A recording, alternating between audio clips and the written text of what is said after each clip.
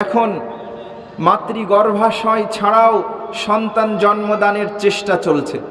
IVF পদ্ধতি বাংলাদেশেও হয়, ইন্ডিয়াতে মানুষ যে হয়, যাদের বাচ্চা হয় না তাদের স্বামী স্ত্রী স্পাম নিয়ে একটা মেশিনের মধ্যে সেটাকে প্রক্রিয়াজাত করে ইনজেকশনের মাধ্যমে স্ত্রীর গর্ভে সেটা দান করা হয়, এরপরে সেখান থেকে জন্ম লাভ করে সন্তান। যদি এক্ষেত্রে আমানতদারিতার কোনো দুর্বলতা থাকে, নিজ স্বামীর বাইরে অন্য কারো স্পাম এখানে এসে যাওয়ার দূরবর্তী সম্ভাবনাও থাকে, তাহলে এই প্রক্রিয়া হারাম এবং ওই যে সন্তান জন্মলাভ করবে এটা জারজ সন্তান। আধুনিক বিজ্ঞান এখন নতুন আবিষ্কারের পথে হেঁটেছে। ঠিক আছে, মাতৃগর্ভ লাগবে না, মেয়েদের মা হওয়ার প্রক্রিয়াটা কষ্টদায়ক, তাদের সৌন্দর্যহানির কারণ।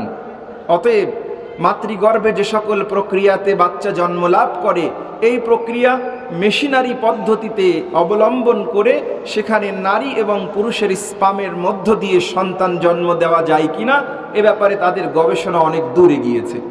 এটা জায়েজ নেই, এটা হারাম প্রক্রিয়া। কোনো ইমানদার, কোনো মুসলমান এই ধরনের প্রক্রিয়ায় অংশগ্রহণ করলে তার সন্তান নিজের সন্তান হিসেবে তিনি পরিচয় দিতে পারবেন না। অতএব এই আধুনিক বিষয়গুলো জানার প্রয়োজন আছে।